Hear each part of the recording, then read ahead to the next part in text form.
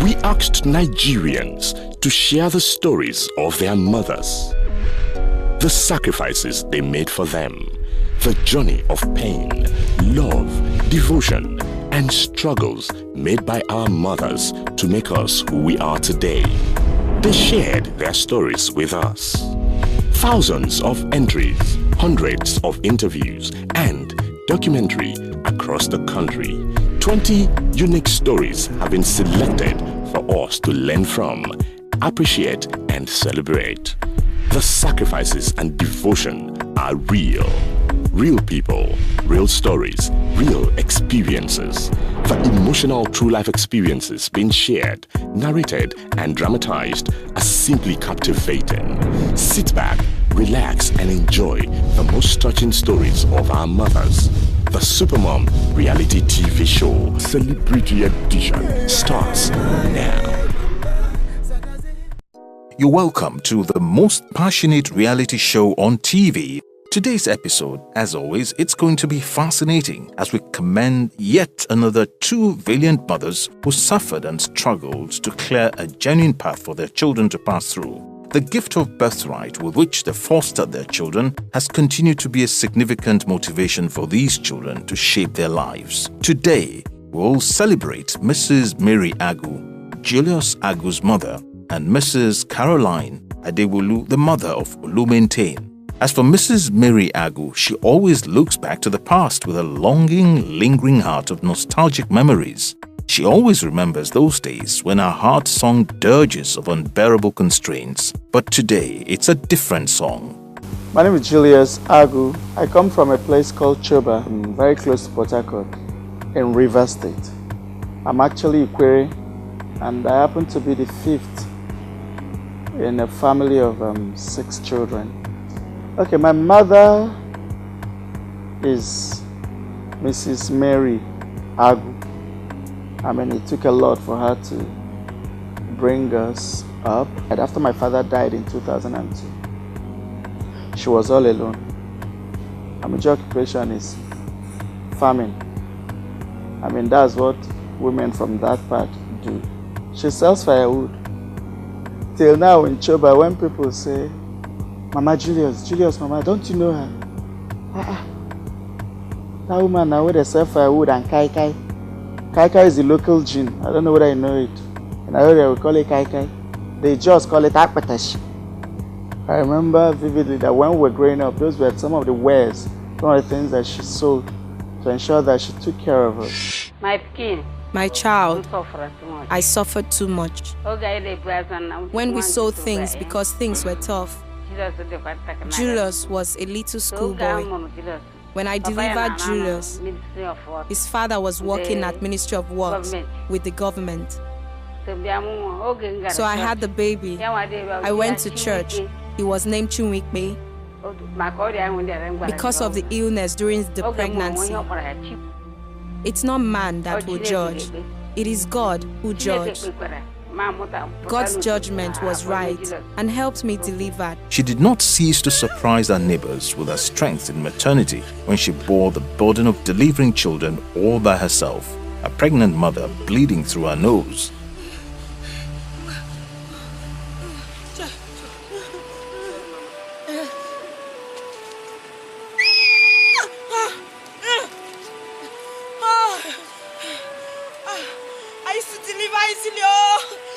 I'm also interested to know that of all my siblings, I was the only one born in a hospital.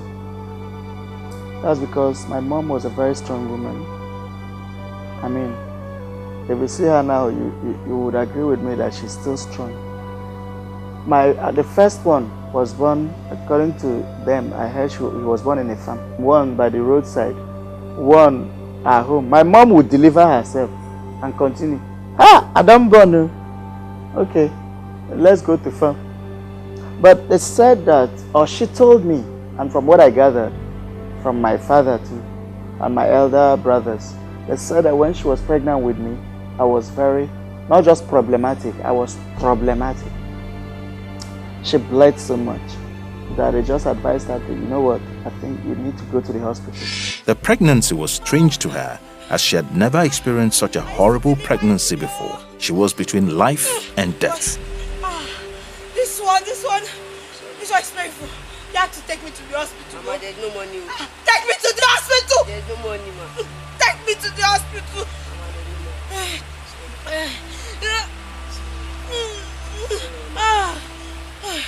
Call for help! Go and call for help!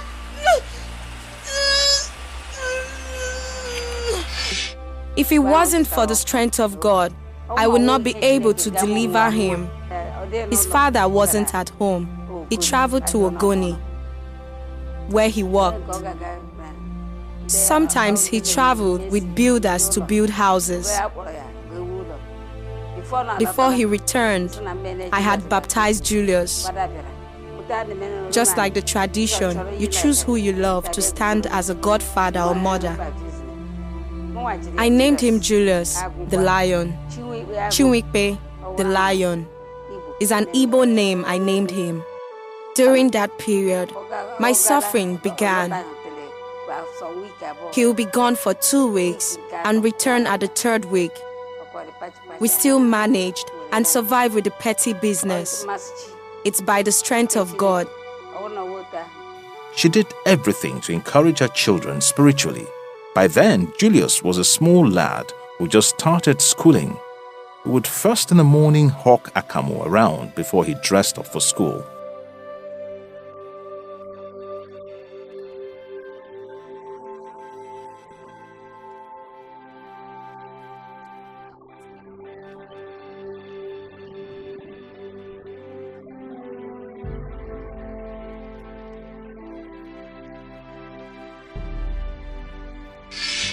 After hawking, I'll now get home, wash my legs. At times you wouldn't need to take a bath to go to school. Just wash your legs, wash your hands, and then you rush off. And it became like a style, a pattern. It became a tradition for me that I always went to school late. He was a perpetual latecomer to school, and with this, he always faced one discipline or the other for coming late to school. And my punishment then from my teacher was for me to come in front of the class and dance. You know, I started piffling from my father. When I realized that he wasn't ready to take care of me anymore, I said, okay, I think I need to help myself out. Because I mean, whether I like it or not, there was no way my father would tell me he wasn't getting money that could help me out. It just became a challenge. He said, look, I have trained your elder brothers. Let them train you, it's their responsibility. My elder brother said, no, he's your father, so let him train you. So, my father didn't know that I got a key to his room, his inner room. I started sneaking into his room and stealing from him. Who gave you the key to my room? Nobody. Nobody. How can you steal my money? I'm not one. You are leaving this house today. I am going nowhere. He said I was going to leave his house. And I went like, Papa, I'm not going anywhere. I'm in my father's house. You go to your own father's house. You know, I said it like a young boy. Then it was youthful exuberance, juvenile delinquency. My head was hurting. And I thought I was defending myself. Go in and pack your loads. Out of my house. I am not going anywhere. This is my father's house. Hey! Out of my house. It is you that is going to your father's house. My mom now started begging. And then that led to another quarrel. A fight, serious fight between my father and my mom. Because my mom stood by me and said, if you had been taking care of this boy, it wouldn't have led to this. And that was the last day. I just said to myself, you know what? This ends here. What I didn't know was that she was marking time for me. And later she came when we were all alone. And I thought she wanted to like, yes, I was happy, yes, that she stood by me. That was when she grabbed my ear. You know, and started telling me that that was a very wrong thing. That no matter what, that we're not born to be thieves, that was stealing. I tried defending myself, but she didn't find it funny. Then she realized that she too had stopped really, that she had actually stopped taking care of me at that point. It's God who held our hands. He led me, and I was able to help him stop stealing and stop smoking, taking cigarettes, even going to his father's house to steal little amounts of money. It's the grace of God. Julius the Lion, as Mrs. Mary passionately loved to call her son, was not particularly loved by his father. There were always a disagreement on one issue or the other. We were brought up in a very poor Christian home. Or rather, when I say very poor, it didn't mean that we couldn't afford our meals. But my dad then, as a hunter, as a mason, as a bricklayer, usually traveled, like to go and work in different villages, in different places, and always kept us with our mom alone. So that was when we actually bonded more with our mother. A woman with about 4 children, she continued to manage and survive with petty business of selling akamu. That's the local pap.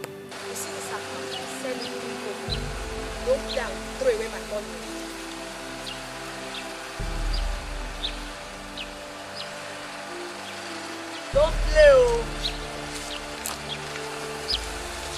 Come back with me.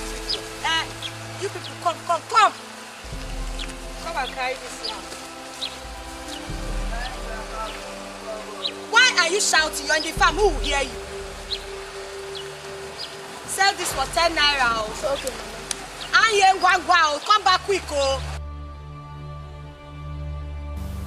For us, when we were growing up, tea, rice was luxury.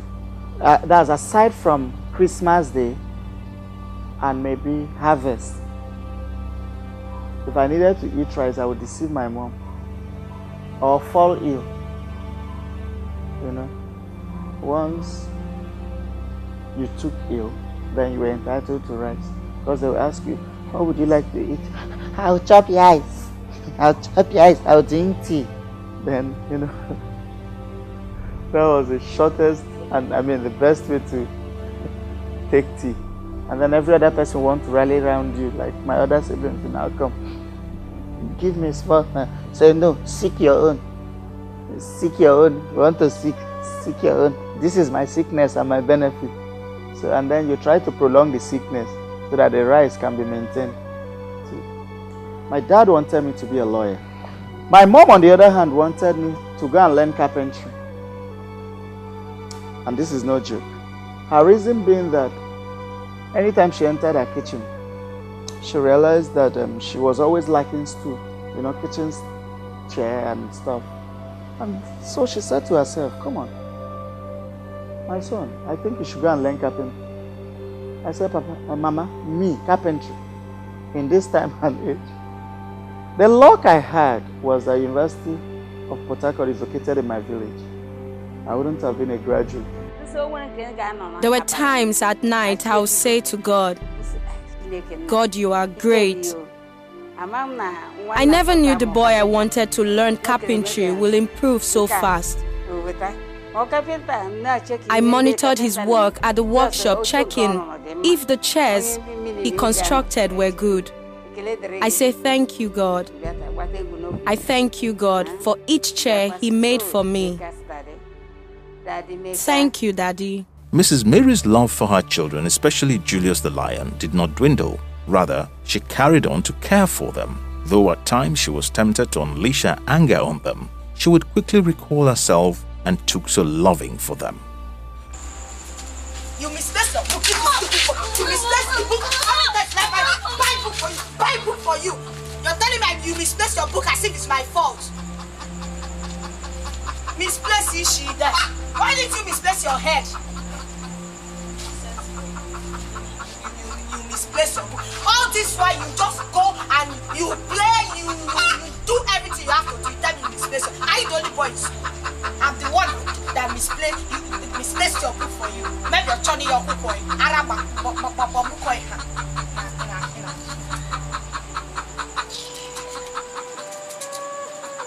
I suffer, I do everything for you.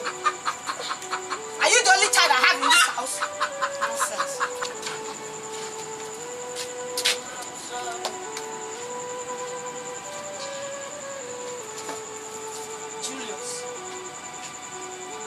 everything I am doing is for you. I'm not enjoying this suffering. Now, where will you find out? Stop following all these boys that smoke in this village. Stop! Stop going to Papa's house to steal money, Julius. Stop! Promise me you stop, Julius. Promise me. I'll give you special. Mama used to promise me that you stop following Grandpa to snuff. If me stopping snuff will change you, Julius. Julius, my son, I will stop snuffing, I didn't start snuffing today. I will stop. But you promise me, Shay? Yes. Mommy, Daddy. My mama will send me, let me say, me, go to the neighbors. Let them give us like 2 cups of gari or 3 cups of gari so that we could eat. When we fry our own, I mean, it's a normal thing in the village then. When you fry, you return. You know? It used to be very, very painful. When you finish, sometimes you borrow the gari. You finish to return. When I never see your own fry, then the neighbors will begin to worry. When are you returning the gari? So, I'm sure she also went borrowing. Yeah, she did. What I know that she talks about so much, especially when she wants to make me cry or want to whip up sentiment to get something from me now, is that she tells me how the pain she went through when she was pregnant with me, the pain she went through to be able to clothe me when my father would say that, look, I don't have money for Christmas clothes and all. And then she would have to, you know, travel all the way to Borokiri. They call it Borokiri Market. That's where, downtown Port Harcourt. And, but I remember that so many of us were not particularly, we were always strong. We were not the kind of people that you would say, okay, go to hospital. We are sick and all that. You know? Maybe part of our strength was the fact that the hospital money no day. So you did not have a choice than to remain strong. She continued to shoulder all the responsibilities for her children. Through prayer, Julius was beginning to behave well. He supported his mother and ran errands for her. Mrs. Mary thanked God for answering her prayers. Mama, so for all these things, everything where you don't do for us, all the sacrifices, all the pains where you pass through, those days where you go send me, I go first go sell akamu before I go to school. Run. Everything where you don't do for us. I want to tell you thank you. And all these things might make us what we be today. If to say no be and for food, no be for no day this Lagos now. I for don't day home. Maybe they follow you, they still carry firewood. So I want to say I appreciate you and I love you. And you go enjoy all your children. Did they hear me? Go enjoy us. Nothing will do you. You will still stay strong. As you make us know how to trade, make us get sure. Where we say, even when Papa say you don't too much for them, make our elder brother say, join us. They still back us. Help me. That shop stand. Where we say, we can go school. Come, we'll be graduate today. I say thank you.